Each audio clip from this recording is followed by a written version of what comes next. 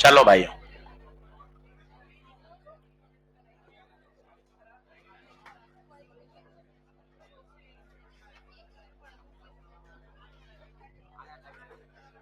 तो आज चैप्टर को अच्छे से खत्म कर देते हैं।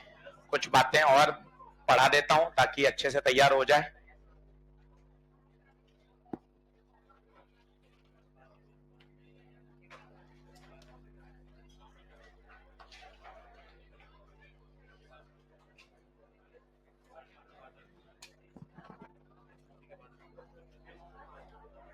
नहीं, सुबह ही रहेगी 9:30।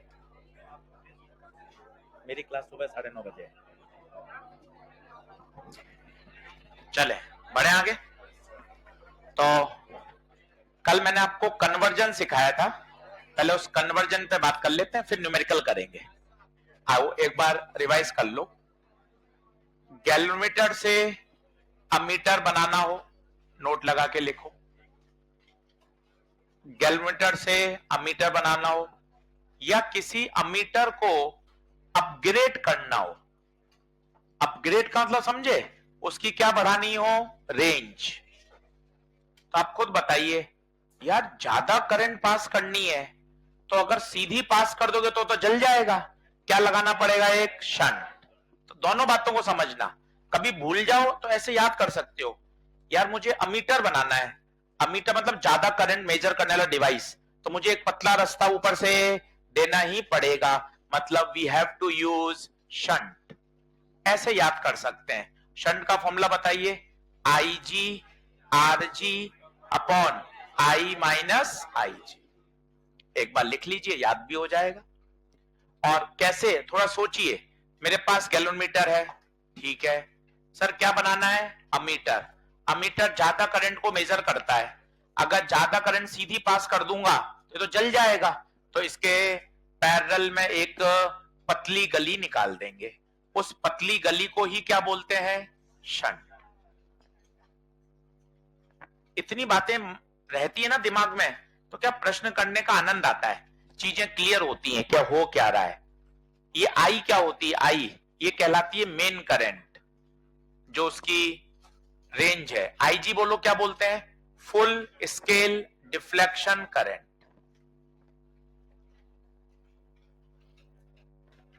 देखो 2 मिनट में रिवाइज हो गया, कल इसको पढ़ाने में 35 मिनट लग गए थे, आज रिवाइज करा दिया। G2A, अगर G2A क्लियर है तो G2V तो बिल्कुल उल्टा होगा।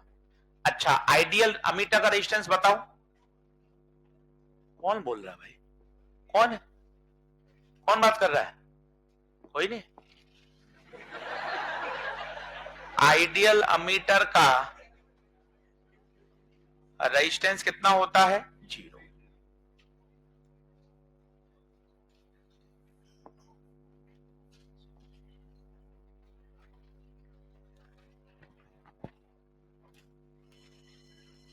बोलिए क्लियर है क्या। तो सर ये क्या लिखा, ये नहीं समझ में आया। गैल्वेनोमीटर को अमीटर बनाना या किसी अमीटर को अपग्रेड, अपग्रेड का मतलब कोई अमीटर ऑलरेडी 5 एम्पीयर नाप रहा था, अब तू चाहता 15 नापे, तो सोच 15 भेजेगा तो 10 का रास्ता कहां देना पड़ेगा, ऊपर से, ताकि 15 भी नाप लेगा और अपना काम भी हो जाएगा। बोलिए सवाल करें, कुछ लिख लो सारी बातें।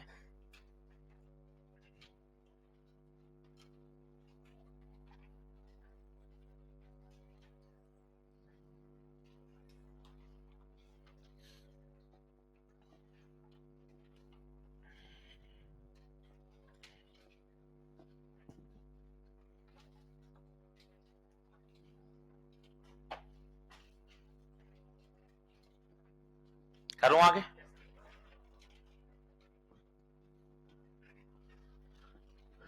सवाल लिख लीजिएगा, ऑप्शन मत लिखें, सवाल लिख लें और खुद सोचें, कहीं ज्यादा रटने की जरूरत नहीं है, बेसिक से समझेंगे तो होगा। 4-5 सवाल कराता हूं मैं आपको इंस्ट्रूमेंट के, ताकि इंस्ट्रूमेंट का आपका थोड़ा डर हटे। आराम से सवाल लिखिए, तसल्ली से, अच्छे से धीरे धीरे इसको आज पूरा तैयार कर लेना है करंट को।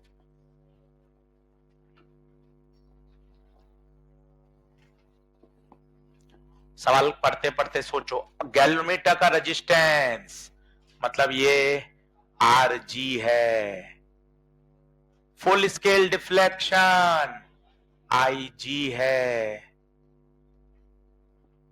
5 एम्पियर तक नाप ले तो इसकी रेंज है। गैल्वेनोमीटर को बनाना है अमीटर, भाई ने सब लिख दिया, अब इससे ज्यादा क्या लिखेगा वो। G से A का formula Ig Rg I minus Ig, खत्म। आराम से एंजॉय करिए सवालों को।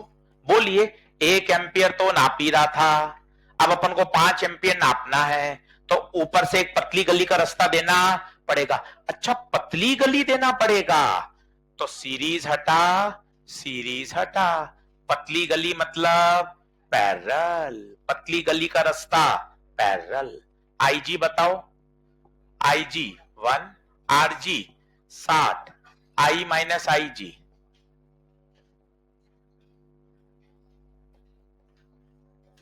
बताओ कौन सा ऑप्शन, थर्ड। हो गया।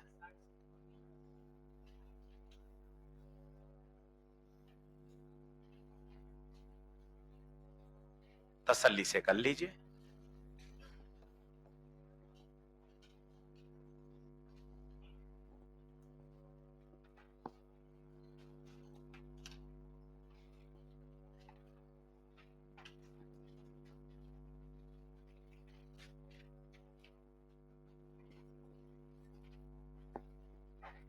बढ़ू आगे। तो बताओ क्या रिवाइज हो गया।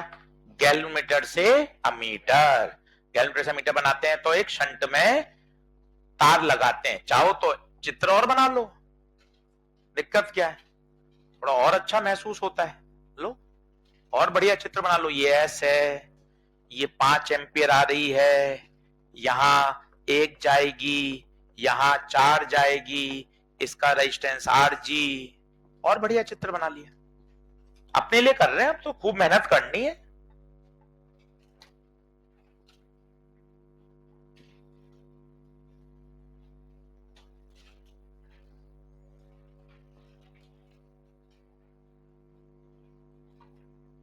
बढ़ो आगे।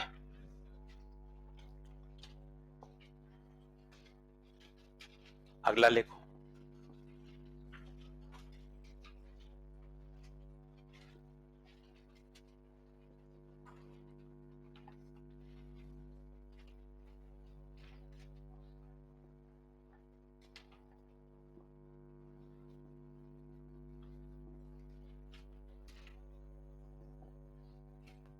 खूब प्रश्न हो गए हैं कॉपी में, आज 11 लेक्चर है, बढ़िया तबियत से पूरा करा दिया है। नंबर लिखे हैं किसी ने, कितने हुए हैं? 86 सवाल हो गए। आप देखिए कहीं कोई जल्दबाजी नहीं, आराम से बढ़िया पढ़ा है। आपको रिवाइज करना है, 86 कॉपी में हो गए। सोचिए अच्छे से पन्ने कर लिए, बढ़िया बात है। कल सुबह एक्स्ट्रा क्लास रहेगी, समय रहेगा 9:30 से 11:30। सिकंदर सिंह सर पढ़ाएंगे, रूम नंबर 306 में रहेगा। क्लास ऑनलाइन और ऑफलाइन हाइब्रिड मोड में रहेगी, जिस प्रकार रेगुलर क्लासेस होती हैं। जो बच्चे दूर रहते हैं वो ऑनलाइन भी देख सकते हैं, और जो आसपास हैं वो आ भी सकते हैं। टॉपिक रहेगा रोलिंग मोशन, कंटिन्यू करेंगे। कल रोलिंग सर का पूरा हो जाएगा। सुबह 9:30 इसी कमरे में क्लास रहेगी। फॉर्म हमारे आए हैं, मास्टरों ने मेहनत क्यों चालू कर दी? स्वाभाविक है, मास्टर मेहनत करेंगे तो आप में भी जोश आएगा कि यार लगे रहना है।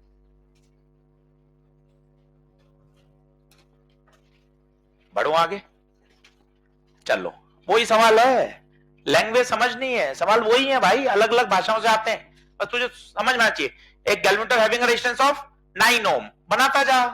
गैल्वेनोमीटर जिसका resistance 9 ohm is shunted by, ये शंट हो गया कितने से? 2 से। If the total current, total मतलब ये बाहर से आने वाली 1 ampere, then current passing through shunt, ऊपर वाली पूछी है। ऊपर वाली पूछी है। फॉर्मूला भी क्यों लगा रहे हो? क्या ये एक बेसिक करंट डिवीजन का सवाल नहीं है? फॉर्मूला भी क्यों लगाना? तुम तो पन्ने पलटकर फॉर्मूले ढूंढने लग गए। काहे फॉर्मूले ढूंढ रहे हो भाई? सीधा सवाल है, 1 एम्पियर में से ऊपर कितनी जाएगी? तो बताओ 2 ओम में करंट जिसमें चाहिए वो या दूसरा? दूसरा, बटे दोनों का सम इनटू आने वाली कुल करंट, 9/11। सर 9/11 तो ऑप्शन में नहीं है ना भाई? 11 अट्ठे 88, 11 अट्ठे 88, 11 2 90, 2 11 1 11, 0.8 है क्या कोई? खत्म। ये तो भाई साहब और आनंद आ गया, कोई आपको गैलोमीटर मीटर का फॉर्मूला ही लगाना नहीं पड़ा। दूसरा 0.8, बोलिए। तो कहीं फॉर्मूले की जरूरत ही नहीं है। सर फॉर्मूले से कर सकता हूं क्या? हाँ, पहले आईजी निकालनी पड़ेगी, पहले एस नहीं, उससे भी आई जाएगा, पर वो आई है, पहले आईजी आएगा और फिर डायरेक्ट आई माइनस आईजी कर दो तो भी हो जाएगा। पर ये ज्यादा अच्छा है ना, फॉर्मूले की जरूरत ही नहीं, नो फॉर्मूला, ये ज्यादा अच्छा है।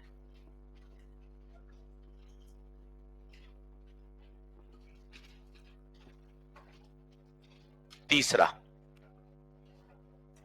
90 तो पूरे कर ही दें। कितने तूने बताया? 87। 3 और करो भैया, 90 का तो आंकड़ा लगा ही दो, फिर कैपेसिटर शुरू करता हूं।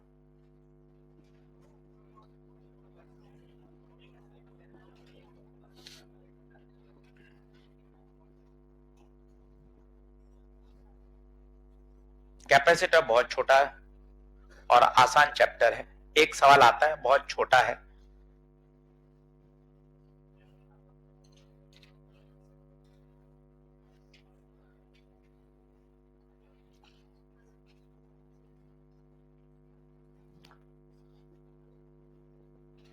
अच्छे से सवाल पढ़िएगा, इंपॉर्टेंट सवाल है। इसमें दिक्कत ये होती है, आप जो आंसर दोगे वो ऑप्शन में भी है पर वो है नहीं आंसर, इसलिए अच्छा सवाल है।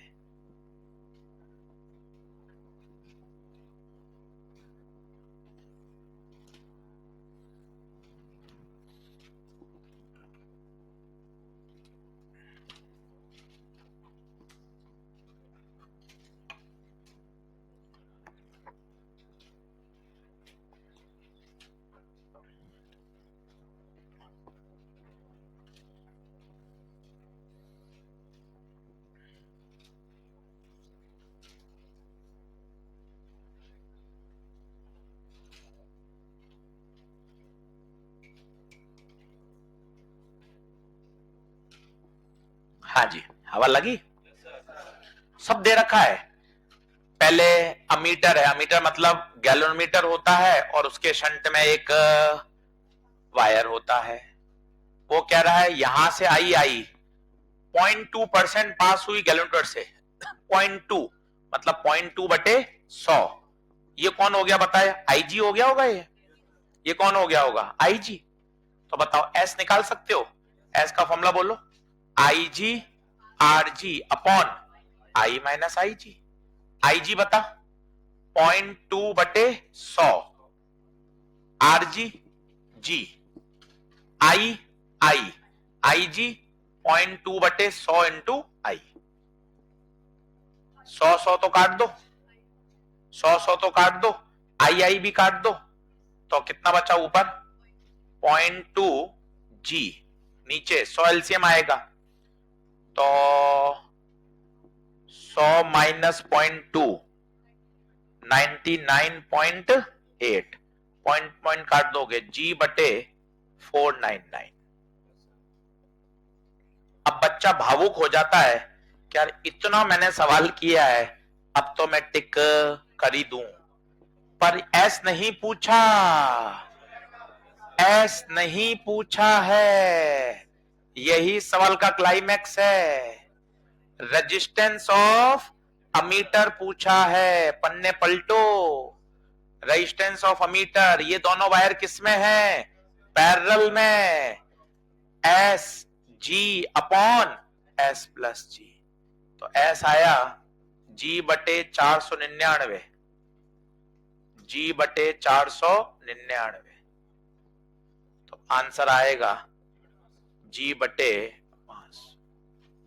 भाई साहब बहुत ही अच्छा सवाल है। बच्चा वहां 499 में भावुक हो जाता है और आंसर टिक कर देता है, जबकि उत्तर है थर्ड। 5 सितारा सवाल है और पेपर में भी आया हुआ है।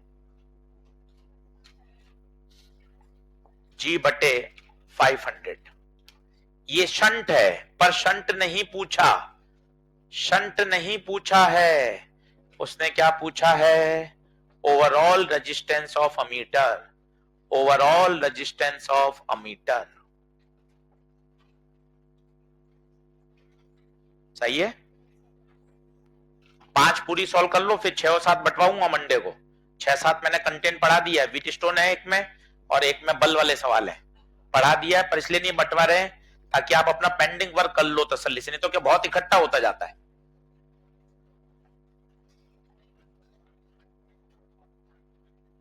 बोलिए, समझ में आया?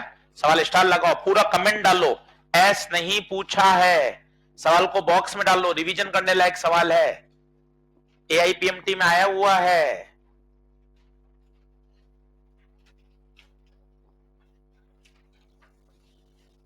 एस नहीं पूछा है, एस नहीं पूछा है, क्या पूछा है?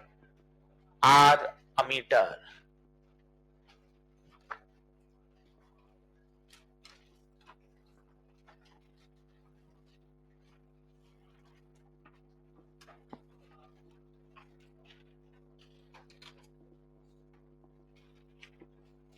आज 3 करनी थी, करी थोड़ी बहुत 3, करो और वापस 3 पूरी करो एक शॉट में बैठकर, सारे बन जाएंगे 3 के सवाल। 3 बन जाए फिर 2 करो, जितने ज्यादा कर सकते हो करो क्वेश्चन।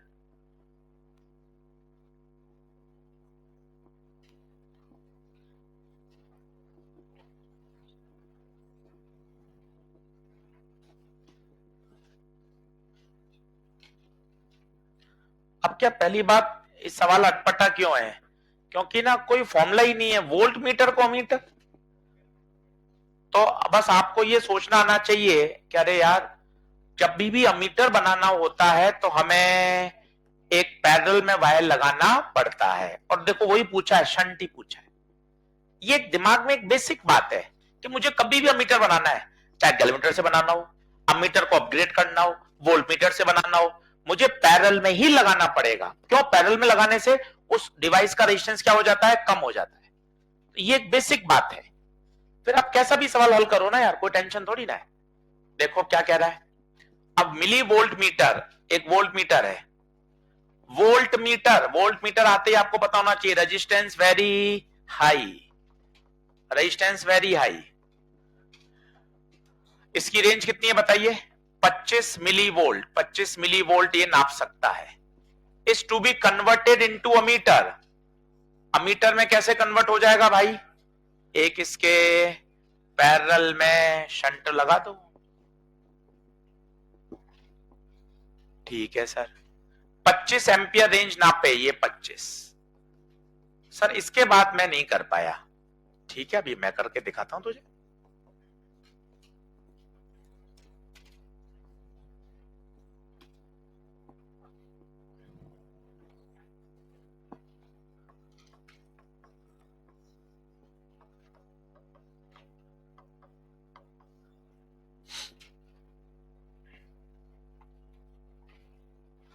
इसमें अटके भी थे सर हम, एक्सरसाइज 3 में सवाल है ये, याद करिए। कौन सा नंबर है ये? दूसरा ही है। कोई बताएगा आप कैसे करेंगे? एनीवन? करंट डिवीजन, पर नीचे वाले का तो रेजिस्टेंस पता ही नहीं है, करंट डिवीजन कैसे लगाएगा? वेरी हाई, बहुत बढ़िया। अगर वेरी हाई है तो यहां तो करंट नेग्लिजिबल जाएगा, तो पूरा ही पूरा ऊपर चला जाएगा, और ये 25 वोल्ट भी पूरा का पूरा ऊपर ही चला जाएगा, क्यों? पैरेलल है। ओम्स लॉ जिंदाबाद।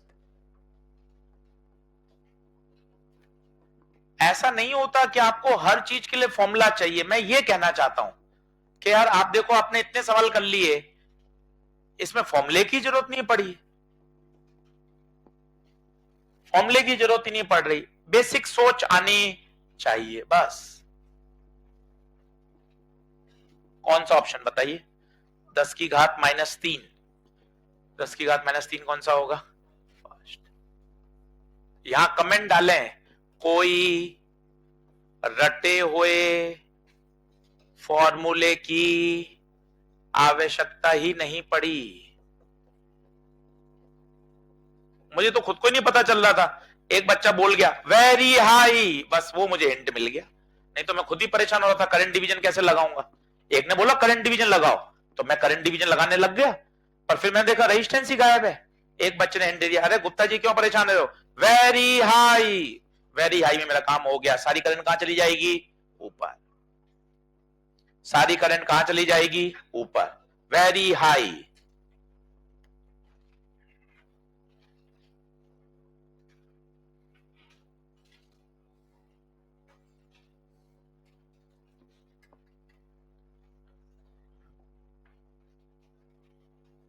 बोलिए, बढ़ूं आगे? मेरे हिसाब से अब कन्वर्जन वाले सवाल थोड़े जचे होंगे। एक और करते हैं, डिवीजन वाला सवाल है, ये भी एक बढ़िया सवाल है, इसको लिखिए नोट्स में, दमदार प्रश्न है।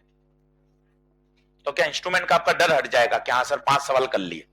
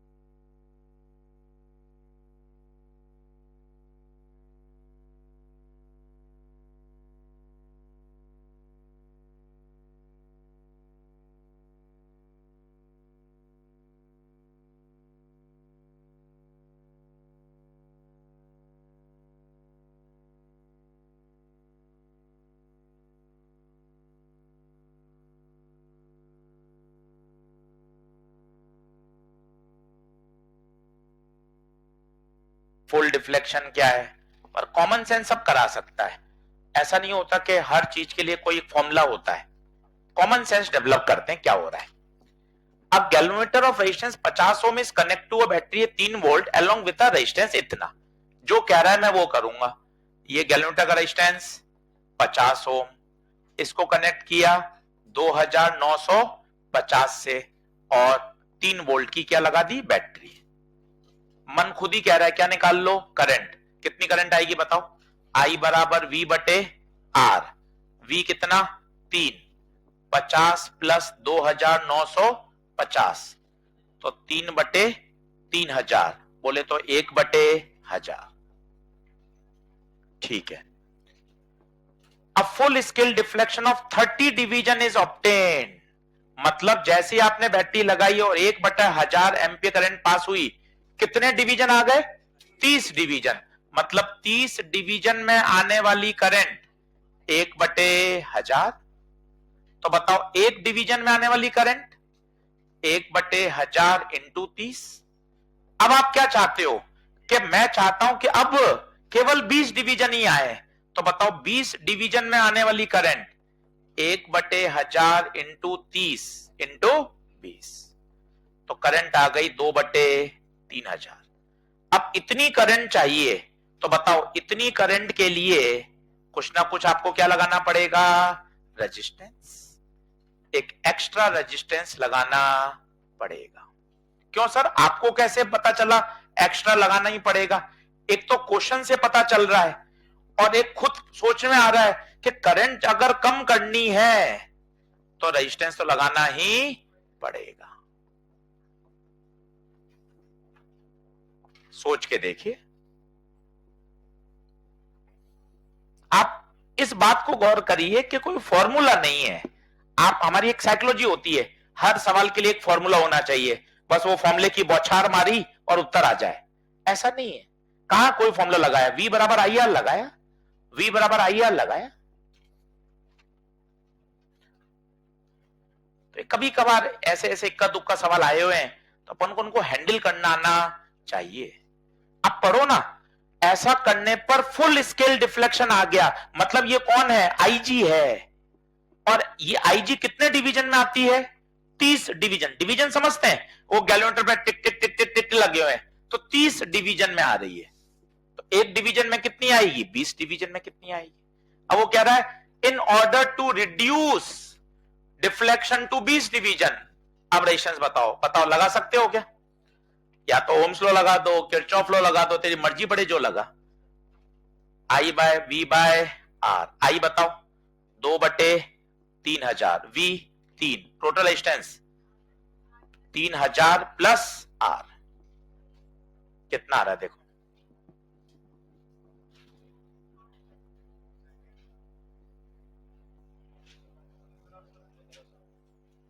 कितना आ रहा है?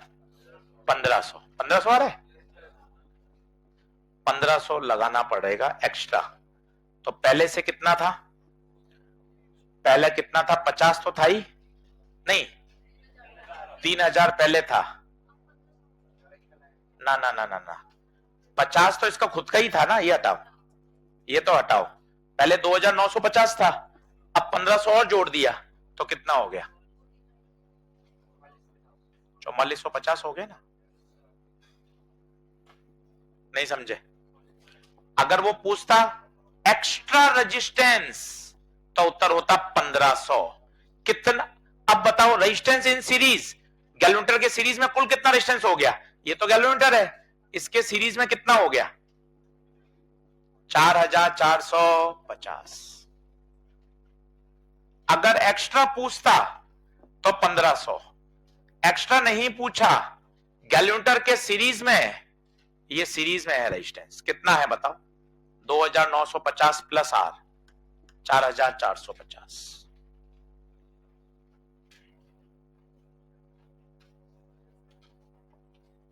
बोलिए, क्लियर हुआ सवाल? पूरा लिख लो और हिंदी में, ताकि मार्च अप्रैल में परेशान ना हो। अगर एक्स्ट्रा पूछते तो 1500 ओम बोलते। ये हिंदी के सेंटेंस बड़ा प्रेशर कम कर देते हैं, नहीं तो अपन एक ही सवाल में उलझे पड़े रहते हैं घर पर, यार आई नहीं रहा आई नहीं रहा आई नहीं रहा। तो पूरा हिंदी का एक सेंटेंस लिख लो, अगर एक्स्ट्रा रेजिस्टेंस पूछते तो 1500 होता, पर उसने पूछा है गैल्वेनोमीटर के सीरीज में कुल कितना हो गया, तो 2950 तो पहले था, 1500 और जोड़ दिया तो कितना हो गया? 4450।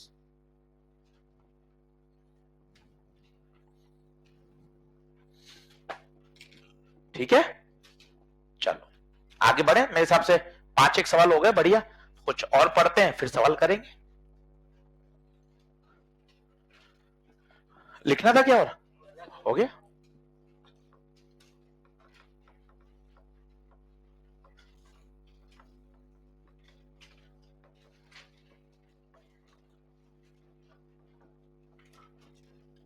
Boiling of water by heating coil. आजकल आपने देखा होगा, अभी ज्यादा फैशन में चल रही है 4-5 साल से, इलेक्ट्रिक केटल, है ना? पानी किया गर्म कर लिया तुरंत, है ना? तो पहले तो नहीं चलता था, अभी 5-7 साल से ज्यादा फैशन में इलेक्ट्रिक केटल। उसमें कैसे गर्म हो जाता है पानी? अंदर कॉइल होती है, जूल हीटिंग इफेक्ट पर बेस्ड है। ये जो आप गीजर से गर्म पानी से रोज नहाते हो, वो भी जूल हीटिंग इफेक्ट है। रॉड होती है अंदर, करंट फ्लो कराते हो, हीटिंग इफेक्ट से वो रॉड गर्म हो जाती है, वो रॉड पानी में डूबी होती है, तो वो अपनी हीट किसको ट्रांसफर करती है? पानी को। पानी गर्म हो जाता है ना? तो joule heating effect of current पर बेस्ड है। तो अब इसमें क्या मजे की बात है, आपको सर्टेन अमाउंट का पानी बॉईल करवाना है, तो आपको ये तो पता है कि उसके लिए हीट कितनी चाहिए होगी। थर्मोडायनेमिक्स में एसटी सर ने पढ़ा रखा है, पानी को अगर गर्म करना है, टेम्परेचर बढ़ाना है, तो ms डेल्टा थीटा हीट चाहिए होगी। ये हीट देगा कौन? कौन देगा? रेजिस्टेंस ही तो दे रहा है। रेजिस्टेंस का हीट का फॉर्मूला कौन सा होता है sir? I square R T और V square by R T. यहां ये पंच है, कौन सा लगाएं? बस ये एक पंच है। गर्म करने के लिए चाहिए, ये तो हमने एसटी सर को याद कर लिया, जबरदस्त थर्मो पढ़ाया है, ये एसटी सर को याद कर लिया। पानी को गर्म करने के लिए कितना चाहिए? ms delta theta. अब रेजिस्टेंस कितनी हीट पैदा करता है? आई स्क्वायर आर टी या वी स्क्वायर आर टी। अब कौन सा लगाएंगे? इसमें बस एक पंच है। हम ये बात करते हैं घरों में, और हमारे घरों में जो डोमेस्टिक सप्लाई होती है वो फिक्स है 220 वोल्ट। इसका मतलब हमें कौन सा फॉर्मूला लगाना है? वी से। आप सोचना, मैं अलग अलग केटल लाता हूं, एक छोटी केटल है, एक जल्दी गर्म करती है, एक लेट गर्म करती है, एक के अंदर 2 कॉइल है, एक के अंदर 4 कॉइल है, पर लगाओगे तो सब घर के स्विच बोर्ड में ही, मतलब सभी को कितना मिलेगा? 220। ये सवाल का पंच है। आप सोचो ना, मैं अलग अलग कंपनी की लिया है, एक फिलिप्स की लिया है, एक आईएफबी के लिए आया, एक मिल्टन की लिया है, अलग अलग कंपनी की। कोई छोटी केटल है, कोई बड़ी केटल है, कोई जल्दी गर्म करती है, किसी के अंदर ज्यादा कॉइल्स है, किसी के अंदर 2 कॉइल है, 2 कॉइल होंगी जल्दी गर्म होगा। पर लगाओगे तो कहां? स्विच में तो लगाओगे, सॉकेट में जाकर। पर और अपने घर में तो 220 ही आ रहा है, जम्मू कश्मीर से लेकर कन्याकुमारी तक। बस ये बात इंपॉर्टेंट है, इसमें क्या लगाना है? वी से। अब वी सेम होते ही तो बताइए फॉर्मूला कौन सा सेलेक्ट हो गया? हीट बराबर V square by R into T. अब जादू देखना, अब जादू है। क्या क्या जादू है? हीट भी सेम। क्यों? हीट क्यों सेम है? सर्टेन अमाउंट, 1 किलो पानी को उबालना है, 1 किलो पानी को उबालने के लिए हीट फिक्स है। पानी 1 किलो, पानी की स्पेसिफिक हीट भी वही, उबलेगा वो 100 डिग्री पर, हीट सेम। क्या वी सेम है? क्यों वी क्यों सेम है? क्योंकि सप्लाई सेम है। तो बताओ, time is proportional to R. Time किसके प्रोपोर्शनल है? आर के। अगर वो कह देगा कॉइल को सीरीज में लगा दिया तो R1 प्लस R2, कॉइल को पैरेलल में लगा दिया R1 R2 upon R1 plus R। ऐसा भी सवाल आपको मिलता है, एम्स में आए हुए हैं ऐसे सवाल। नीट में तो नहीं आए, पर इस तरह का सवाल आपको पता होना चाहिए। एक बहुत पहले समय आया हुआ है, लॉजिक यही है। बस ये आप ध्यान रखें, T is proportional to R। क्यों आया वो आप समझें। अगर आपने आई स्क्वायर आर टी में घुस गए तो मामला सब काटा कुटा हो जाएगा। आई स्क्वायर आर टी नहीं लगाना, बस इस सवाल की यही खासियत है। क्योंकि घरों में जो सप्लाई है वो तो वी सेम है। सारे उपकरण, चाहे गीजर, पंखा, ट्यूबलाइट, फैन, एसी, सब 220 वोल्ट पे चलते हैं।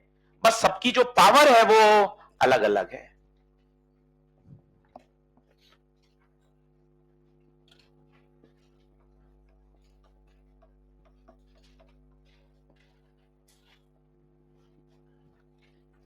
बताइए,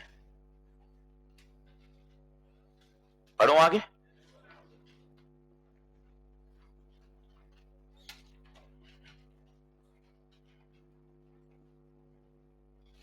आज शाम को बैठकर एक्सरसाइज 3 पूरी करना, आपको कॉन्फिडेंस बढ़ेगा। जब सवाल बनते जाएंगे ना, आपको अच्छा लगेगा, अरे यार सवाल बहुत आसान आते हैं, कहीं दिक्कत नहीं आएगी। 3 हो जाए, फिर एक्सरसाइज नंबर 2 करिए, क्लास नोट्स के सवाल करिए, अपने आप कॉन्फिडेंस बढ़ता जाएगा।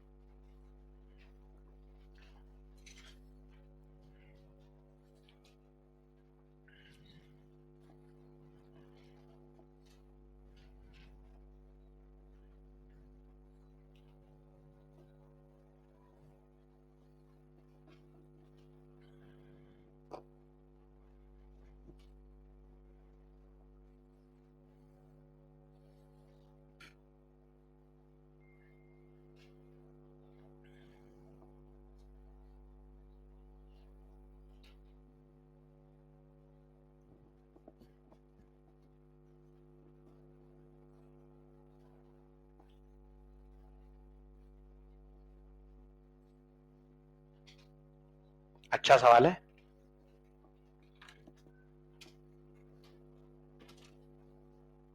अब देखो यहां एक इसने कितना अच्छा दिया है, ईमानदारी का सवाल।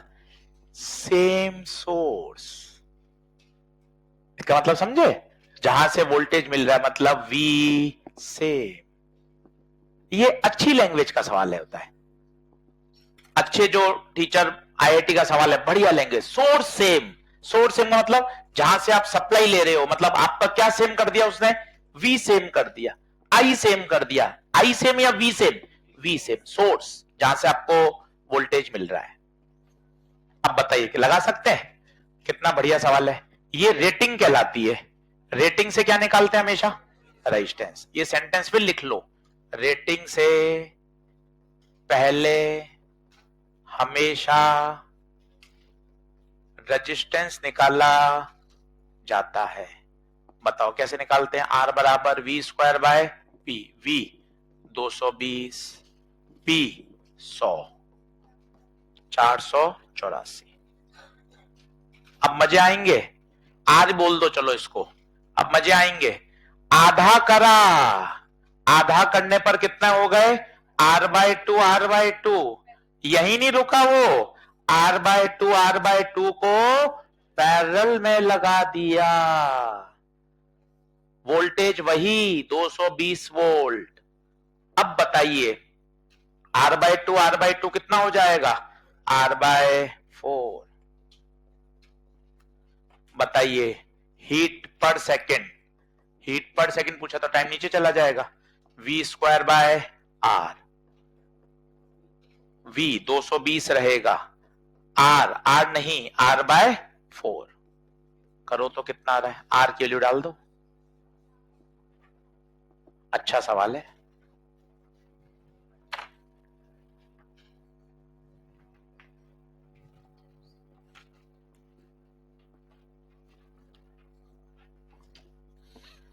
चार 400 आएगा शायद।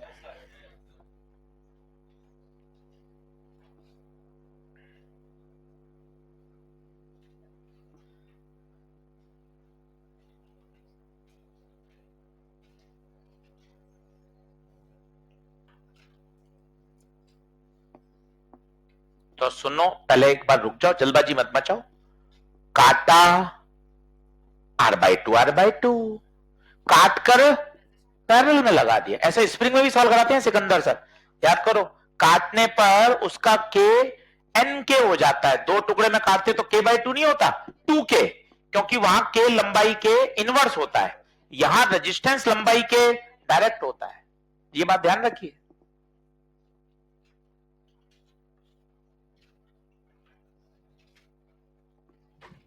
आया 400 आया किसी का, सॉल्व हो रहा है पूरा। आर की वैल्यू डाल दीजिए, 484 है।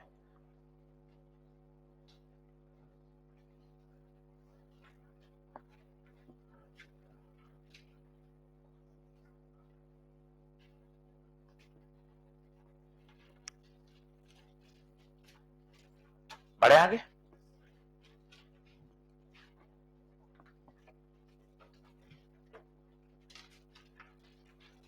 अब पूरा मत लिखना, मैं बताता हूं कैसे लिखना है। वो कह रहा है वॉट बोट 10 मिनट में लगा रहे हैं एक कॉइल से, तो एक कॉइल कितना ले रही है बताओ टाइम, 10 मिनट, ठीक है। दूसरी कॉइल कितना ले रही है, 40 मिनट। तो बताओ, दोनों को पैरेलल में लगा दिया, अब बताओ कितना समय लगेगा।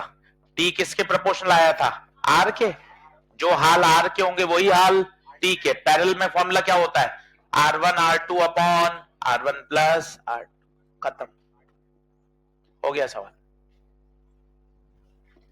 चाहो तो पूरा लिख लो, आपकी जैसी इच्छा। कितना छोटा सवाल हो गया, सिर्फ आपको यह ध्यान रखना है, T is proportional to R, boiling of water with heater coil।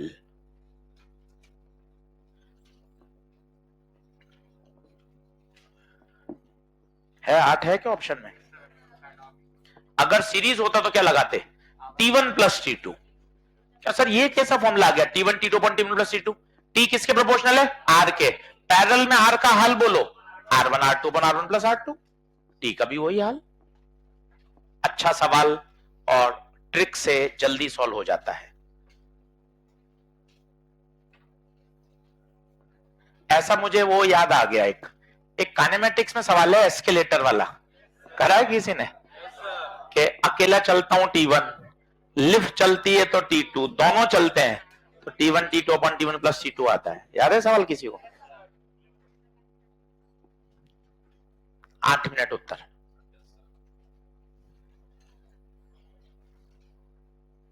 अभी सर मिल गए थे सिकंदर सर, वही बता रहे थे कि देखो एक होता है, क्या होता है, आप एस्केलेटर पे खड़े हो जाओ, अपने लगी हुई एस्केलेटर, तो एस्केलेटर आपको अपने आप ले जाती है T1 समय। कभी एस्केलेटर खराब है तो आप चलते हो तो T2 समय लगा। चलती हुई एस्केलेटर भी आप चल सकते हो तो और जल्दी पहुंच जाओगे। सोचो, नहीं आया समझ में?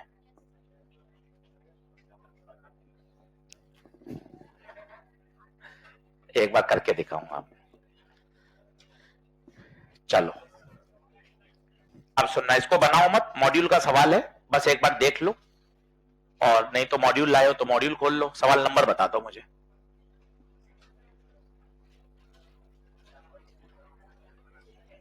सवाल नंबर देखो कितना, 29।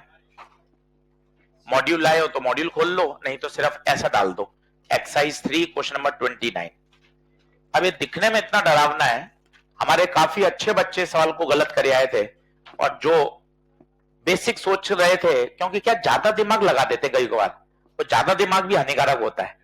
अब देखो कितना अच्छा सवाल है, छोटा सा। मैंने आपको क्या कहा, वोल्ट मीटर इनफाइनाइट रेजिस्टेंस होता है, मतलब यहां तो करंट जाएगी ही नहीं, तो जो भी करंट होगी वो कहां से जाना पसंद करेगी, ऊपर से। बताइए क्या बात सही है? अब इसने भाई ने वोल्ट मीटर के साथ 10 ओम और लगा दिया, ये खुद ही इनफाइनाइट है, 10 और कर दो। अंबानी को तुमने 100 रुपए और दे दिए, तुम्हारे लिए 100 रुपए मैंने रखते हैं, अपने तो कोल्ड ड्रिंक भी हो गई, गोलगप्पे भी हो गए, आज का काम बढ़िया। अंबानी साहब क्या करेंगे, ये तो ऑलरेडी इनफाइनाइट है, 10 और जुड़ जाएगा तो क्या होगा। यहां तो वैसे भी कोई करंट नहीं जा रही थी, सारी करंट वैसे ही जाएगी, तो बता I2 बढ़ा या I1 बढ़ा? बराबर ही होंगे। क्यों होंगे परिवर्तन? ये 10 है, नीचे बैटरी भी 10 है, यहां तो पहले भी करंट 0 थी, अभी भी करंट 0 है, कोई फर्क ही नहीं पड़ा। क्या मस्त सवाल है, आप देखिए। आई वही रहेगा, वोल्टेज ये अभी नापेगा I इंटू 10, अभी भी कितना नापेगा, I इंटू 10, वोल्टेज भी वही, करंट भी वही। बहुत ही प्यारा सवाल। नहीं तो क्या अपन उलझे पड़े रहते हैं, ये हो गया वो हो गया। अरे वोल्ट मीटर का रेजिस्टेंस इनफाइनाइट होता है, वहां लिख लो बड़ा बड़ा एक बार हाथ से, वोल्ट मीटर का रेजिस्टेंस इनफाइनाइट, तो नीचे वाली ब्रांच में तो करंट जाएगी ही नहीं, और इनफाइनाइट के साथ तुमने 10 रुपए और जोड़ दिए, ले भाई यहां कमी हो रही है, यहां तो कोई दे ही नहीं रहा, और वहां इनफाइनाइट को 10 ओम और दे दिया।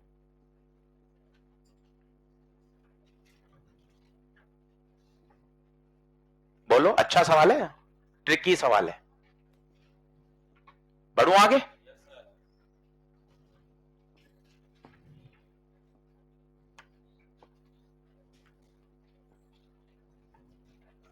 ये अच्छा क्वेश्चन है, ये क्लास में लिख लीजिए। कल भी वैसे मैंने कैसा सवाल कराया था आपको, अब देखते आपको पता चलना चाहिए इन सवाल में क्या करते हैं बताइए। ऊपर का रेजिस्टेंस और नीचे का रेजिस्टेंस पैरेलल, इसको लिख लीजिए, कॉमन सवाल है, काम का सवाल है। नहीं तो मॉड्यूल में है क्या, ये देखो तो, नहीं है मॉड्यूल में, इसके जैसा है। ठीक है ठीक है ठीक है, फिर लिख लो, अच्छा है। नहीं है तो लिख लो। आज अपनी 3 पूरी करनी है, तो जितने जितने 3 के डाउट है मैं सब ले आया हूं, ताकि कोई फंसना नहीं चाहिए।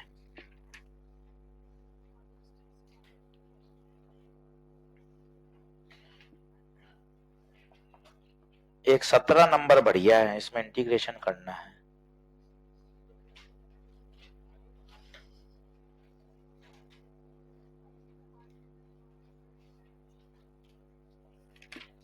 अभी टिक लगवा दूंगा कौन कौन से छोड़ने हैं आपको, बता दिए क्या?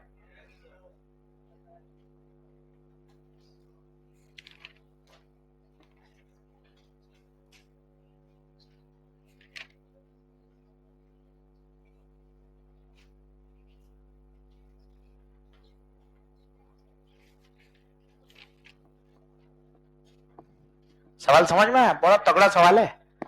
12 ओम पर मीटर है, ठीक है?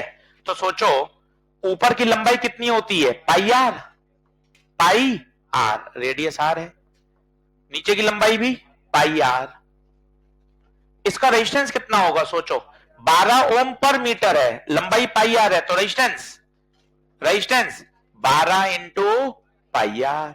इसका रेजिस्टेंस 12 इंटू पाई आर। समझ में आया 12 इंटू पाई आर क्यों कर रहे हैं बताओ? क्योंकि पाई आर तो इसकी क्या है? लंबाई। मुझे रेजिस्टेंस चाहिए, तो 12 दे रखा है ओम पर मीटर, इसका मतलब होता है रेजिस्टेंस पर यूनिट लेंथ। होशियारी वाला सवाल है। ऊपर की लंबाई, हां सर ये तो मैं जानता हूं, आधी सरकमफ्रेंस है तो लंबाई पाई आर। अब बताओ रेजिस्टेंस कितना हो जाएगा? पाई आर को वहां भेज दो, 12 इंटू पाई आर। अब बताओ ऊपर 12 पाई आर, नीचे भी 12 पाई आर, आपस में किसमें? पैरेलल। कितना आंसर? 6 pi are. अच्छा सवाल है। आर दे रखा है क्या? कितना? 10 सेंटीमीटर। 10 सेंटीमीटर मतलब 0.1, तो आंसर आएगा 0.6 पाई ओम। अच्छा, कॉपी में लगने, रिवीजन करने लायक सवाल है, होना चाहिए नोट्स में। वापस समझाता हूं। सर्कल की लंबाई बोलो सर, सर्कल की 2 पाई आर, आधे की बोल पाई आर, ठीक है। यूनिट लंबाई में रेजिस्टेंस आ रहा है 12, 10 मीटर में 10 इंटू 12, 15 मीटर में 15 इंटू 12, पाई आर लंबाई में पाई आर इंटू 12, तो ऊपर का 12 पाई आर, नीचे का भी 12 पाई आर, आपस में किसमें? पैरेलल।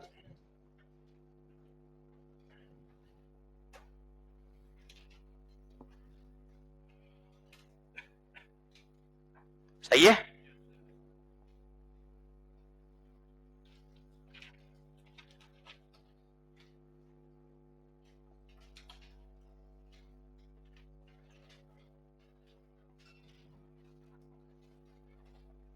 बढ़ो, आ जाओ। आज एक्सरसाइज 3 कर लेना अच्छे से, बढ़िया। ईएलपी गणना, ईएलपी में खूब सवाल है, 5 ईएलपी आ गई, 2 और आ गई, 150 सवाल ईएलपी में है, वो गए।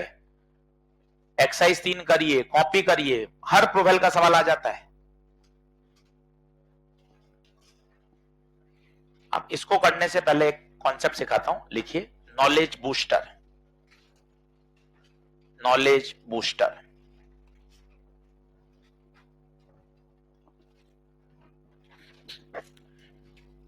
सिखाया था आपको, वापस याद भी दिला देता हूं।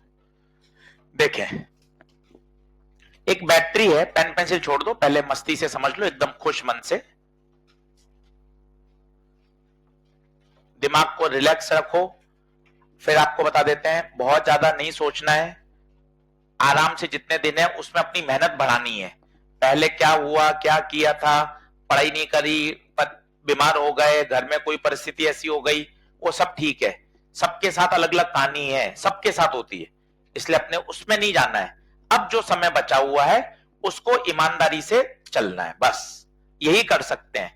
पुराना सोचते रहोगे कुछ नहीं होगा। मेरा बहुत बैकलॉग है, बहुत छूटा हुआ है, सबके साथ स्थिति है। जो हमारे टॉपर चल रहे हैं टॉप 10 में, वो भी कहीं ना कहीं इसी को लेकर परेशान है, सब में ऐसी स्थिति होती है। तो आप ऐसा परेशान ना होइए, अपने तो तरीके से रोज का रोज पढ़कर अच्छे से कर सकते हैं। जब तक सिलेबस हो जाए, सिलेबस करना है साथ साथ, और फिर अपने क्या लगना है, रिवीजन में। रिवीजन का भी दायरा क्या है, पार्ट टेस्ट। जैसे जैसे पार्ट टेस्ट हैं वैसा वैसा रिवाइज करते जाइए। 6 पार्ट टेस्ट हैं, छोटे छोटे टॉपिक, अपने आप उसके साथ साथ रिवीजन पूरा होता जाएगा। कहीं आपको अलग से दिमाग नहीं लगाना कि कौन सा पहले करूं कौन सा बाद में करूं, जो पार्ट टेस्ट बोल रहे हैं उसको फॉलो करो। सही बात है, अपने आप बढ़िया हो जाएगा। आइए, ये सेल है, आप सभी को दिख रहा है। और सेल आते ही करंट फ्लो होगी। क्या आपको करंट याद है? I बराबर E बटे R प्लस आर। बिल्कुल सही है। मैं आपसे पूछूं, पावर डिसिपेटेड इन एक्सटर्नल रेजिस्टेंस बताइए। पावर डिसिपेटेड, अच्छा पावर, तो सर पावर तो आपने बताया I स्क्वायर R, I की वैल्यू रख दीजिए E बटे R प्लस आर का होल स्क्वायर, ये आ गई पावर। ठीक है सर। अब मैं चाहता हूं मुझे इस पावर को मैक्सिमम करना है। इस पावर को क्या करना है? मैक्सिमम करना है। किसी भी चीज को मैक्सिमम करना होता है उसका पहला डिफरेंशिएशन जीरो। ऐसा अपन ने करंट में भी बताया था, याद है, मिक्स ग्रुपिंग में। तो बताइए, अगर इस पावर का फर्स्ट डिफरेंशिएशन जीरो करूंगा तो पता है निकल के क्या आता है आंसर? आर बराबर आर। कोई बोल सकता है इस आर बराबर आर का मतलब क्या है? What is R? External resistance. What is R? क्या कहानी याद आई? ऐसा अपन ने पहले भी किया था, वो आर बराबर एन आर बाय एम आया था। ये देखिए, तो जब भी करंट को मैक्सिमम करना है, पावर को मैक्सिमाइज करना है, सीधा लगाइए आर बराबर आर, इंटरनल बराबर एक्सटर्नल। इसे बोलते हैं maximum power transfer theorem. Maximum power transfer theorem. इस समय सर्किट का इंटरनल रेजिस्टेंस किसके बराबर हो जाता है?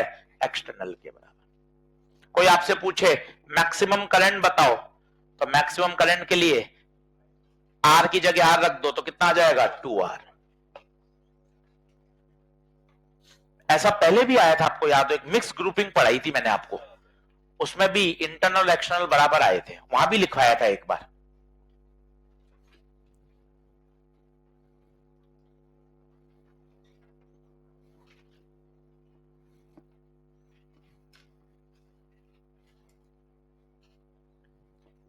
दो तीन बार इस बात को बोलो कि जब भी वो बोले maximum power deliver, maximum power deliver, maximum current deliver, तब मुझे मेरी बत्ती जलनी चाहिए कि इंटरनल किसके बराबर?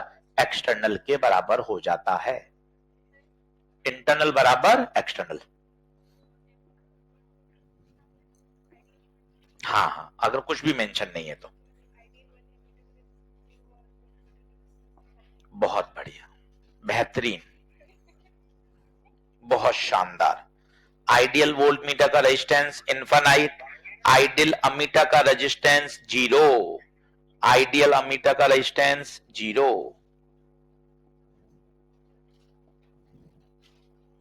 बढ़ू आगे।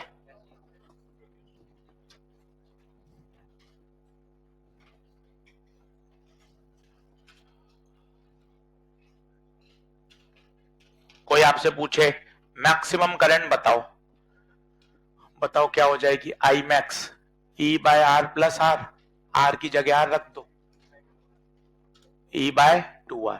ई बाय 2 बड़ा आर या छोटा आर? कोई भी लिखो यार, तो बराबर ही तो है। इस आर की जगह आर डालो या उस आर की जगह आर डालो, बराबर ही है। अरे हेलो, तो मेरे बहुत प्यारे बच्चे रहते हो हमेशा। ई बाय 2R, 2R बड़ा भी आ सकता है और छोटा भी आ सकता है, दोनों एक ही तो है। सही बात।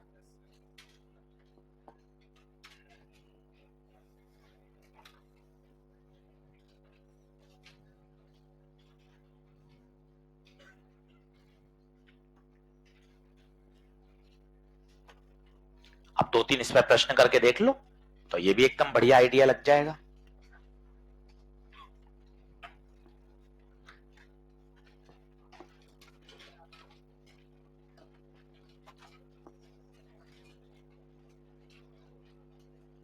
अच्छा प्रश्न है, सेल भी लग गया और मैक्सिमम पावर भी लगेगी।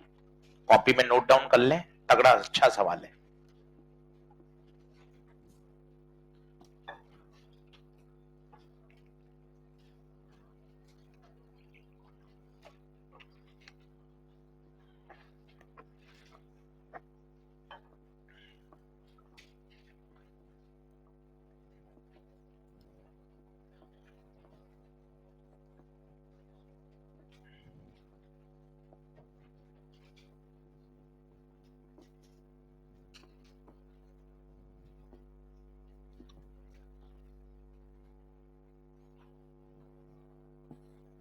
कोई कह रहा है मुझे पार्ट टेस्ट का सिलेबस बहुत कम कम रखा है, पता अजीब अजीब तरह की रिएक्शंस आते भाई साहब। पहले ज्यादा रखते थे कि सर वहां तो बहुत ज्यादा सिलेबस होता है, तैयारी नहीं हो पाता, तो हमने सोचा यार अब हम क्या करते हैं, छोटे छोटे पार्ट टेस्ट बनाते हैं ताकि अच्छे से तैयार हो जाए। सर इतना कम सिलेबस,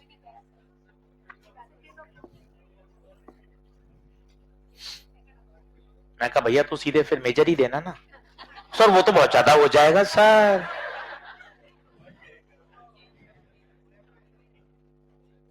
अलग अलग तरह के प्राणी आते हैं भाई साहब। अब देखो दो आइडेंटिकल बैटरी हैं और किस में लगाई गई हैं? अच्छा भाई साहब ये भी नहीं पता कि सीरीज में है या पैरेलल में। वो आंसर निकाल, तूने आंसर कैसे निकाल दिया फिर? अच्छा याद था पहले का, तो फिर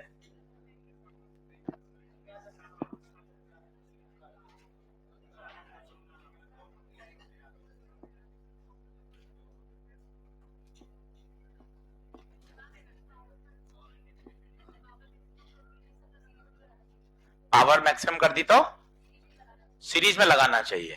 ओके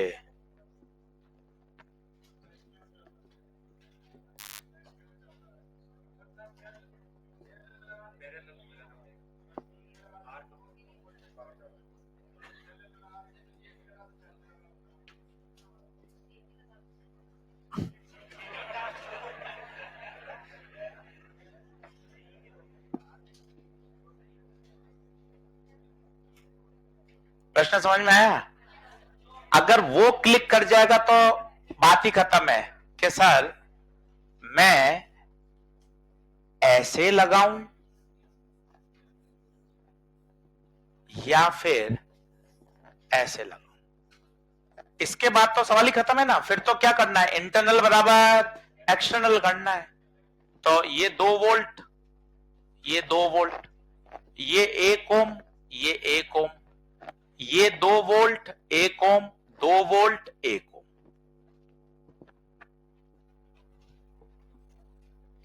क्योंकि ये पता नहीं ना दोनों सीरीज में या पैरेलल में।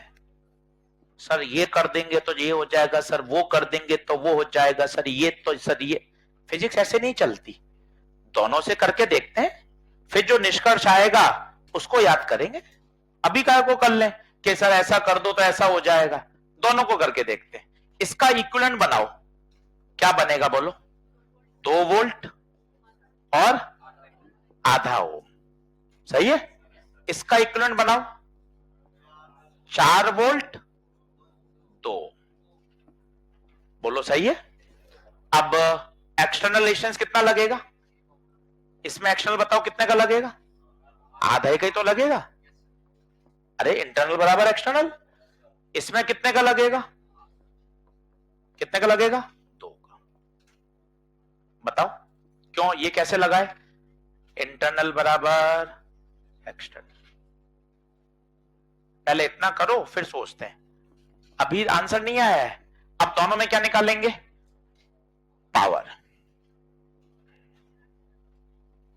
अब सवाल बन गए आपके पास 2, पहले उसकी करंट निकाल लो, उसका पावर निकाल लो। चलो पहले इसकी करंट बता दो, बताओ इसकी करंट जल्दी से बताओ, बोलो फास्ट। आई बराबर 2 बटे आधा प्लस आधा, कितना? 2 एम्पियर। पावर बताओ, आई स्क्वायर आर, 2 का square into R, R 1/2 external, तो कितना आएगा? 2 वॉट। ठीक है, पहले मैं कर रहा हूं फिर आप सॉल्व करना खुद।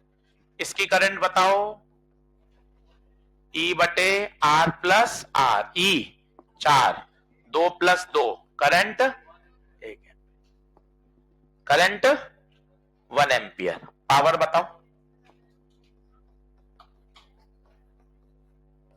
आई 1, आर 2, कितना?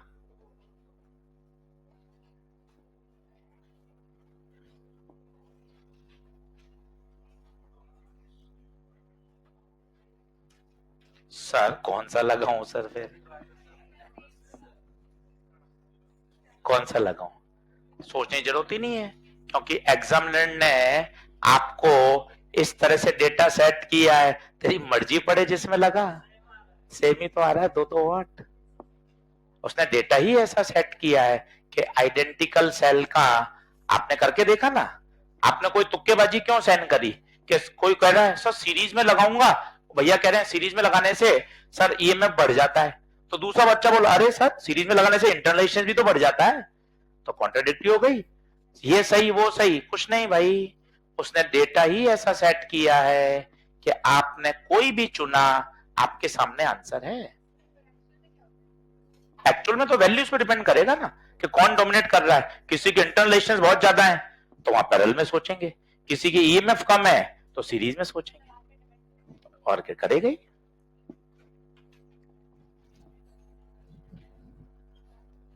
तो सर फिर एग्जाम में क्या लिखा हुआ आएगा? लिखा हुआ आएगा। और सर नहीं लिखा हुआ है तो किसी से भी कर ले, देख ले, उत्तर आ रहे ना खटाक। जबरदस्ती की अपन फंडे क्यों डेवलप करें इलॉजिकल कि ये करने से ये हो जाता है, पैरेलल में से करने आर कम हो जाता है, ई वही रहता है। डेटा ही ऐसा है कि आपकी इच्छा हो जैसा करो, इसलिए जानबूझ के सवाल लिया है। कैसा भी करिए सटीक आंसर आएगा और आपकी क्लियरिटी भी बढ़ गई।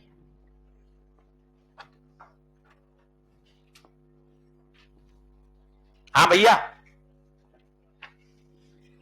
दीदी कैसे है? दीदी कैसे किया? अच्छा सीरीज मान लिया आपने, ओके दीदी। चलो अगला अगला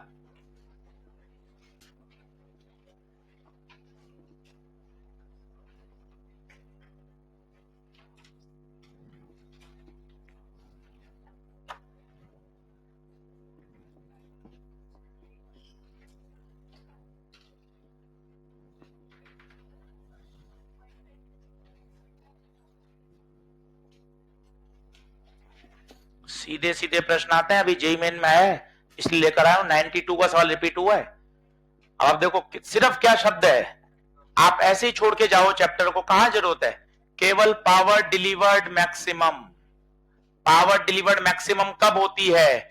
जब इंटरनल बराबर एक्सटर्नल। लिखो, 2-3 बार लिखोगे तो याद होगा। जब जब पावर डिलीवर्ड मैक्सिमम हो तब तब सर्किट का इंटरनल रेजिस्टेंस एक्सटर्नल के बराबर। अब आप देखो ये बात सही समय पे पंच कर गई। इंटरनल कितना है उसका? इंटरनल कितना है? 0.5, तो एक्सटर्नल को भी 0.5 होना पड़ेगा।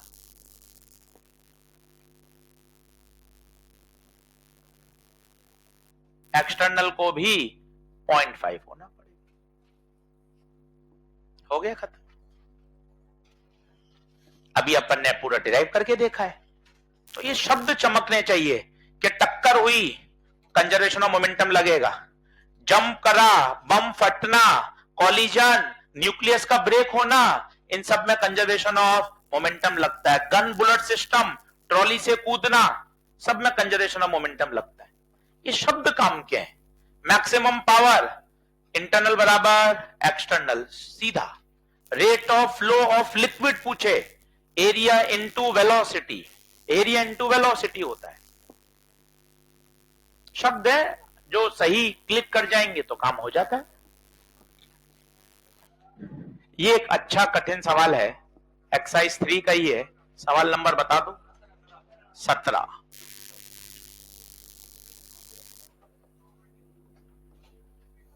तो आपने जो जो हमारे डाउट है सब वही लिया है, और क्या मुझे पता है ना क्या क्या डाउट आते हैं।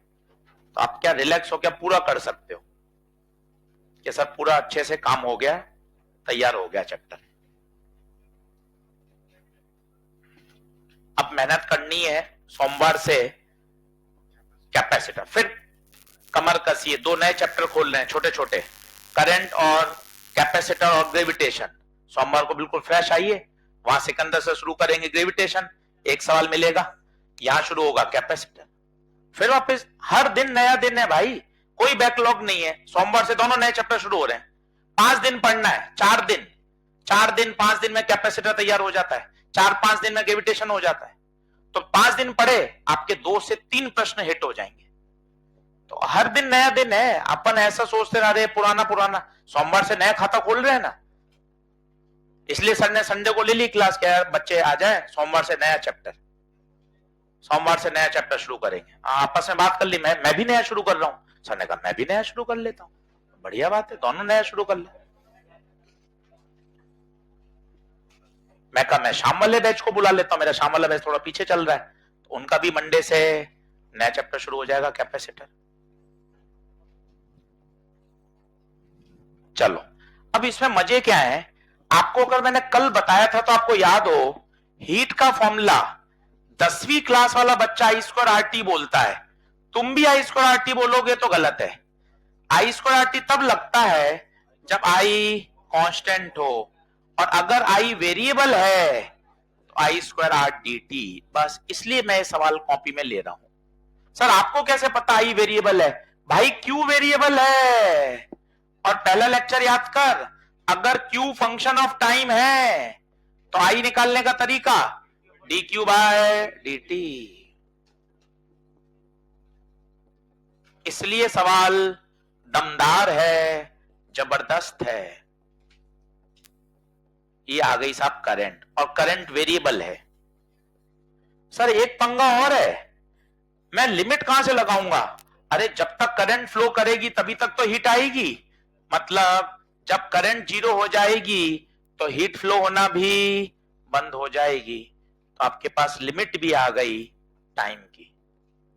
अब सवाल फुल मैथमेटिक्स का है, एक पेज का सॉल्यूशन है, नमस्कार करना पड़ेगा। सेक्शन बी में आए तो छोड़िए, सेक्शन ए में कंपलसरी में आए तो सेकंड राउंड में करिए, क्योंकि सवाल बड़ा है, अभी तो शुरू ही नहीं हुआ। ये तो करंट आई है, इस करंट को यहां रखोगे, इसका क्या करना पड़ेगा? स्क्वायर, और फिर क्या करना पड़ेगा? इंटीग्रेशन। अभी शुरू ही नहीं हुआ है।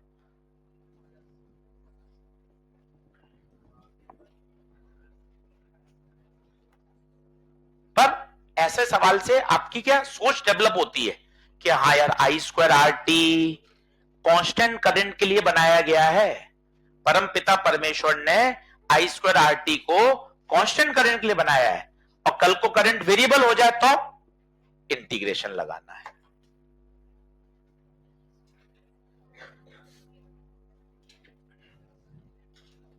कोई बताएगा करंट को जीरो क्यों किया? ताकि लिमिट पता चले कहां तक मुझे इसको इंटीग्रेट करना है।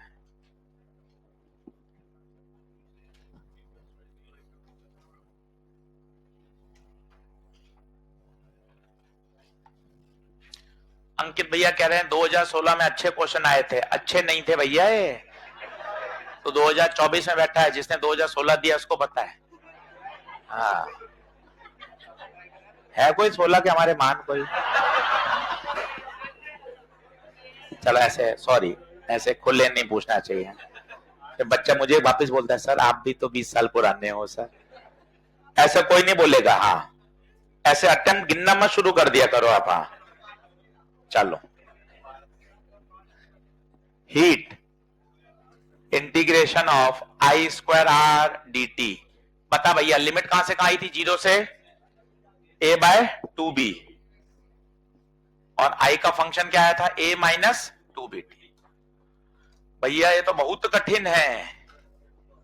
a square plus 4bt square minus 4ab t। अपन से तो नहीं होगा। a square dt 4b square t square. नमस्कार है ऐसे सवालों को।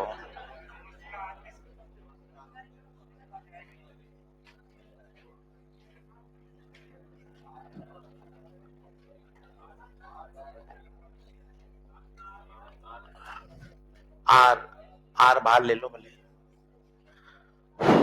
अगर आंसर नहीं आया मैं वापस नहीं करूंगा, मान लिया जाएगा कि सही है। ठीक है, ऐसे सवालों में रिलैक्सेशन देना चाहिए मास्टर को। जो आ गया एक बार में वही सही माना जाएगा। ठीक है, पुनः इसको चेक किया नहीं जाएगा। ए स्क्वायर बाहर, dt का t, dt का t, 4b स्क्वायर बाहर, t स्क्वायर का t क्यूब बाय 3, 4ab बाहर, t का t स्क्वायर बाय 2। अरे मेरे बच्चों, आर,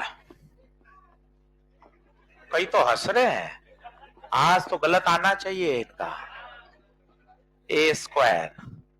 अब upper limit minus lower limit, तो क्या होगा बताओ, a by 2b minus 0 plus 4b square, upper limit a by 2b, a by 2b का होल क्यूब, तो a cube by 8b cube minus 4ab by 2, upper limit a square bye,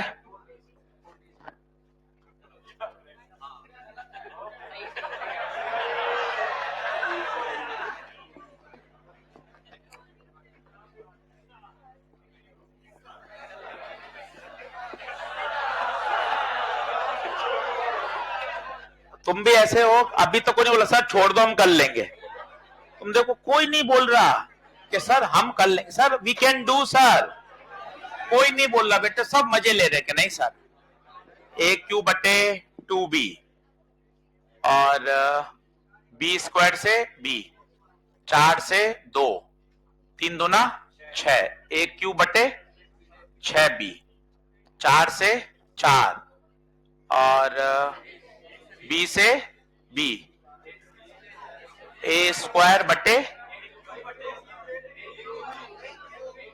A cube, sorry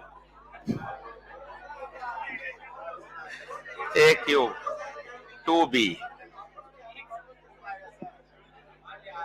LCM 6, 2 तिया 6, 2 तिया 6 कम 6, 2 तिया 6, ये तो ऐसे cut गया था, ये कट गया, ए क्यूब आर बटे 6b,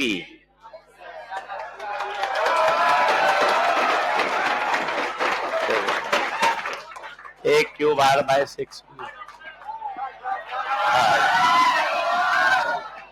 बस फालतू मैंने सॉल्व किया, तुम क्यों खुश हो रहे हो,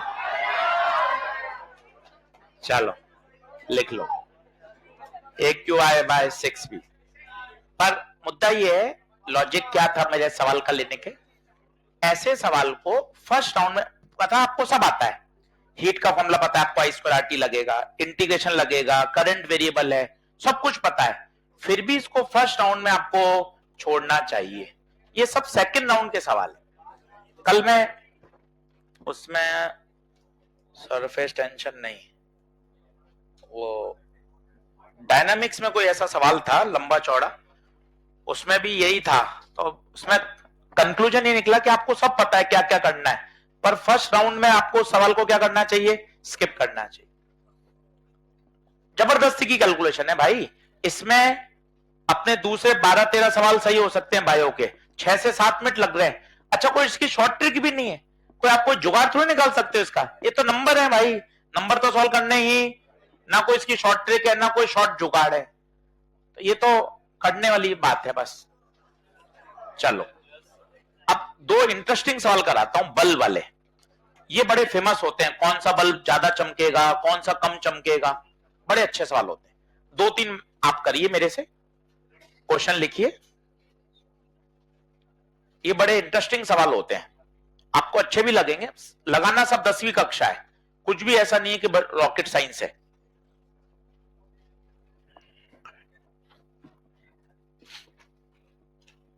मस्त सवाल है, 2 मेरे से करो, एक बार कॉन्फिडेंट जाए, मस्त कॉन्फिडेंट आ जाए, फिर आप एक और करना, पहले 2 मेरे से समझ लें। ये ऐसे आपको सवाल जेई मेन में ज्यादा आए हुए हैं, एक्सरसाइज 2 में देखेंगे, 3 में तो एक भी नहीं है। 3 और किसी ने करी हो पूरी तो एक बार मुझे डाउट बता दे भाई, कोई ऐसा सवाल रह गया हो तो मैं ले लूं। 3 जिसने करी हो, मैंने कठिन कठिन तो ले ली है, फिर भी किसी का भी रह रहा हो तो अभी पूछ ले ऑन द स्पॉट। एक्सरसाइज 3 की चर्चा कर रहा हूं, नहीं करी तो कल कर लेना, और जो मुझे कठिन लग रहे थे वो मैंने ले लिए, और किसी का अटका हुआ हो तो आराम से, शर्म नहीं करे, मैं भी कक्षा में ले लूंगा, सबका सॉल्व हो जाएगा। मुझे जो लग रहे थे वो मैंने सब करवा दिए।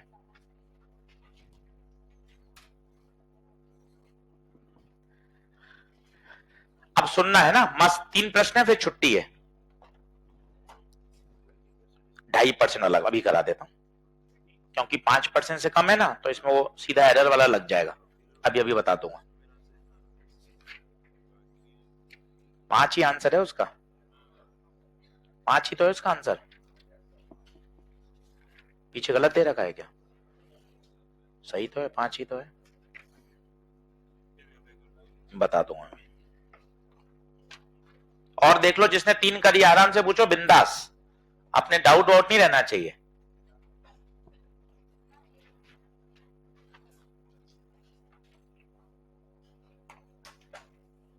अच्छा, क्यूब वाला सवाल बता दूंगा। वैसे मैंने कैपेसिटर के लिए छोड़ रखा है वो। क्यूब वाले आंसर याद होंगे आपको थोड़े थोड़े। 5/6 आता है, 7/12, 3/4, वो मैं कैपेसिटर के लिए छोड़ रखे हैं, सेम बनते हैं। चलो सब लोग बोर्ड पे देखो, आराम से सुनना और लॉजिक डेवलप करना, दिमाग चलता है ऐसे सवालों से। व्हेन स्विच इज क्लोज, तो पहले जब क्लोज नहीं था तब का फोटो बनाओ। जब स्विच ओपन था, मतलब ये पहले की बात हुई, ठीक है। तो बताओ, ये बल्ब की जगह मैं आर बना दूं? बल्ब मतलब रेजिस्टेंस ही तो होता है। ये वाली बीच वाली ब्रांच बना हुई क्यों? जब वो ओपन है तो कोई मतलब ही नहीं है। ठीक है, चलिए, ये कब की बात हो रही है? पहले की। सर ये ब्राइटनेस क्या होती है? Brightness, dimness. ब्राइटनेस डिमनेस का एक ही मतलब होता है, पावर एक्चुअल डिसिपेटेड। याद करिए, आइदर I² R भी सोच सकते हैं, V²/R भी। ठीक है, अब सुनिए, पेन पेंसिल छोड़िए, मस्त आराम से 2-3 सवाल करेंगे, वे छुट्टी है, टाइम पे छोड़ देंगे। बताओ, क्या ये तीनों सीरीज हैं? बता, आर नेट, ओरली बोलो, आर नेट 3R। करंट बताओ, V/3R। क्या सब में यही जाएगी? सब में I सेम, सबका R भी, तो मतलब अभी सभी की ब्राइटनेस सेम। क्यों ब्राइटनेस सेम? क्यों बताओ? I भी सेम है, R भी सेम है। I भी सेम, R भी सेम। ब्राइटनेस प्रोपोर्शनल होती है I² R के। पहले तसल्ली से बताओ, ये ओके है क्या? ठीक है साहब, अभी मजे आएंगे, क्योंकि अगले फिर आपको करने हैं। अब स्विच कर दिया क्लोज, अब क्लोज में बातें सुनना। ये स्विच हो गया क्लोज। अरे भाई साहब, ये वाला आर बेकार हो गया ना। अरे मेरे बच्चों, ये आर बेकार है। क्यों?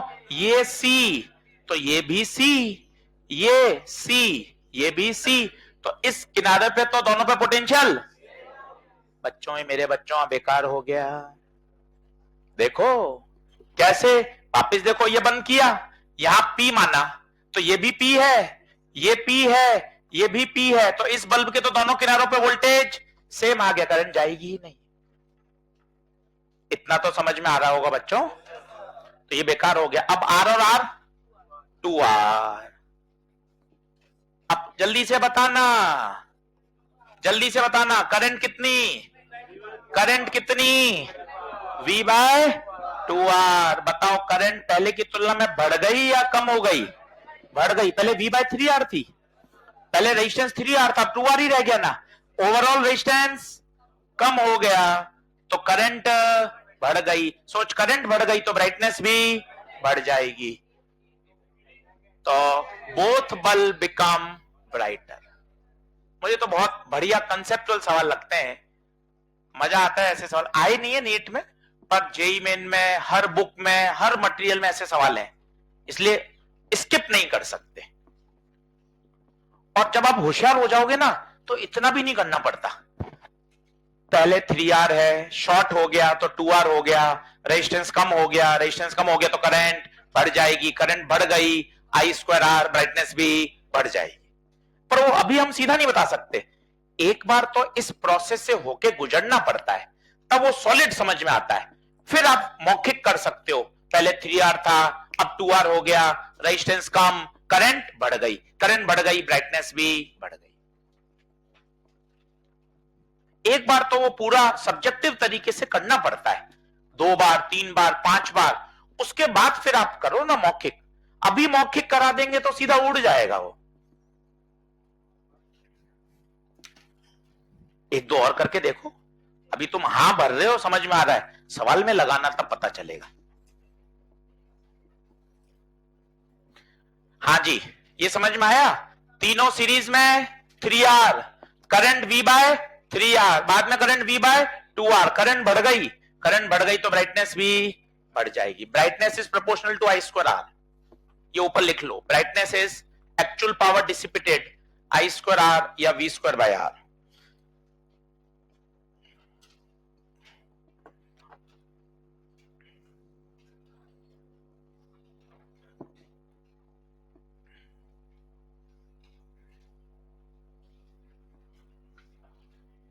करूं?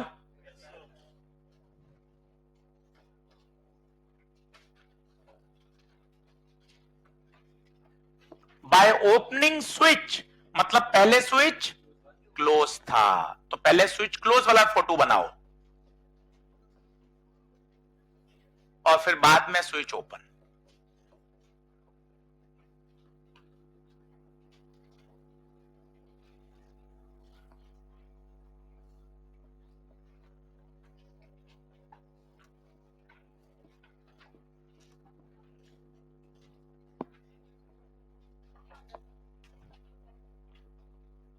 ये ब्राइटनेस, चमक।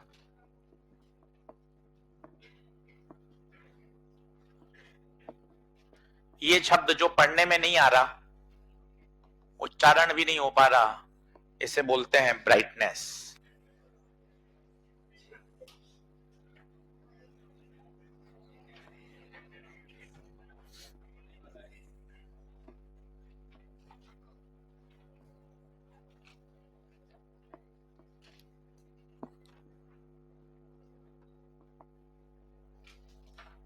मंडे कैपेसिटर, नया चैप्टर, बहुत छोटा चैप्टर। जल्दी पढ़ेंगे तो 3-3.5 लेक्चर, आराम से पढ़ेंगे तो 5 लेक्चर। सवाल ववाल करके बढ़िया 5 लेक्चर में मस्त हो जाएगा तैयार। सब न्यूमेरिकल करेंगे अच्छी तरीके से।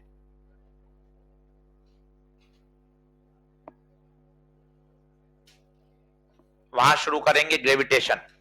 और मजे की बात, दोनों ही 25 तारीख वाले पार्ट टेस्ट में आ रहे हैं। तो अच्छी बात है, जल्दी हो जाएंगे। 10 और 5, 15, 16 तक तो दोनों चैप्टर हो जाएंगे। इलेक्ट्रो भी हो गया, ग्रेविटेशन हो गया, करंट हो गया, कैपेसिटर भी हो जाएगा। Part test 1 free. PT2 के क्या हाल है? PT2 अपना हो चुका है क्या पूरा? PT2 में क्या क्या है? NLM, friction, WP, centre of mass, momentum, collision, सब हो गए। PT3 बताओ। EMI AC, EMW तो हो जाएगा, कैपेसिटर, MEC।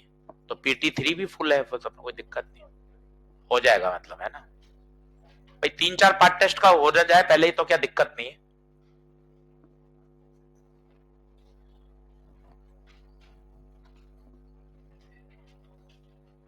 एक आपने पीटी भी सोच समझ के सिलेबस बनाया कि मॉडर्न सेमीकंडक्टर सबसे अंत में कैसे है, वो इसलिए अंत में रखे हैं कि मॉडर्न सेमीकंडक्टर सबसे अंत में हर फेज में डिजाइंड है।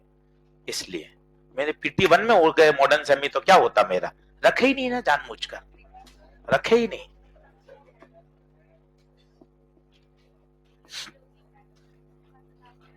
हाँ, आंसर बोलो, डिक्रीज, इंक्रीज या सेम? आओ देखो, अपन तुक्केबाजी नहीं, अपने तो पहले फोटो बनेगी, पहले स्विच क्या बनेगा? क्लोज। पहले स्विच क्लोज बनेगा, तुक्के नहीं चलेंगे। ये स्विच क्लोज, ये स्विच क्लोज।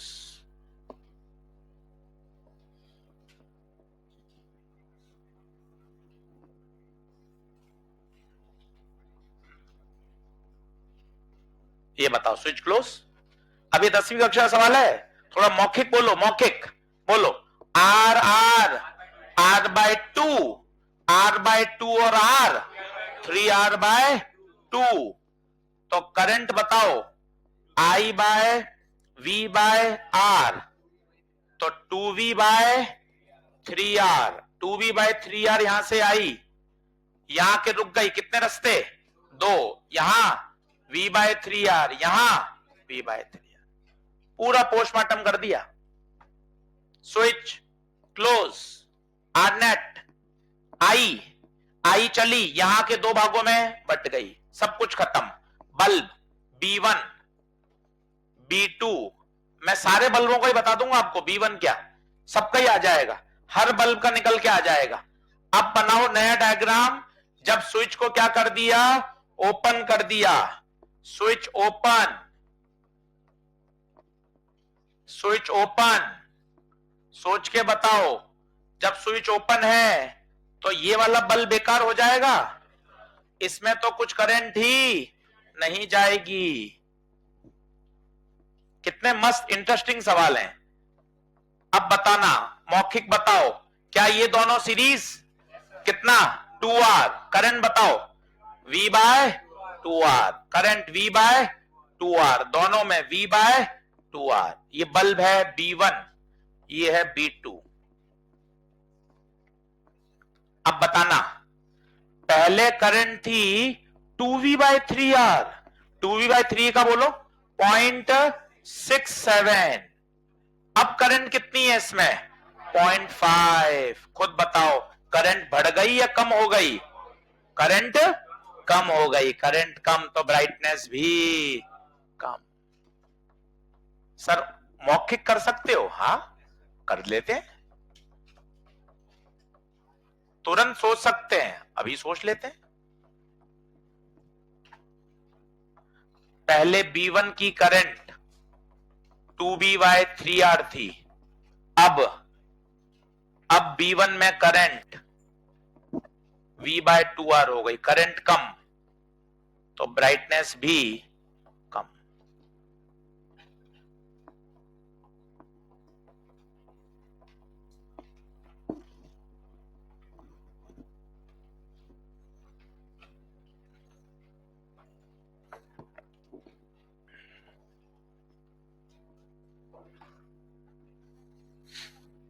B2 का बताओगे, B2 की बढ़ गई, क्यों बढ़ी देख, B2 पहले करंट थी 0.33, अब है 0.5, B2 की बढ़ गई।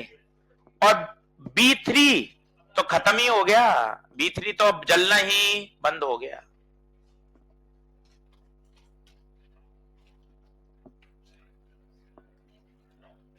बोलो, पहला लेक्चर खोल लो, लेक्चर 1, 11 लेक्चर हो गए हैं, 11 में पूरा हो गया है, कुल क्वेश्चन हो गए 90, नंबर बता 98, 98 सवाल करा दिए हैं साहब। ये आपको पूरा तैयार करना है अच्छी तरीके से। एक वो 2.5% वाला बता देता हूं, पावर होता है V²/R, क्वेश्चन नंबर बता कौन सा है, चौथा। अब वो कह रहा है 2.5% है, 2.5% मतलब 5 से कम है, R तो कांस्टेंट, इसको आगे ले आओ, डेल्टा P/P इंटू 100 बराबर 2 डेल्टा V/V इंटू 100, तो वोल्टेज में चेंज है 2.5, 2.5 इंटू 2 5, सही है बेटा। एक्सरसाइज 3 का क्वेश्चन है, आज पूरी कर लें अच्छे से, मैंने सारे सवाल आपको बता दिए हैं। अब अपन को कैपेसिटर शुरू करना है और मंडे को ELP नंबर 6 और 7 दिलवा दूंगा, ताकि आप घर बैठ के 6 और 7 पूरी कर लेना। चलिए साहब, धन्यवाद। कल सुबह 9:30 सिकंदर सर की रोलिंग मोशन, ठीक है।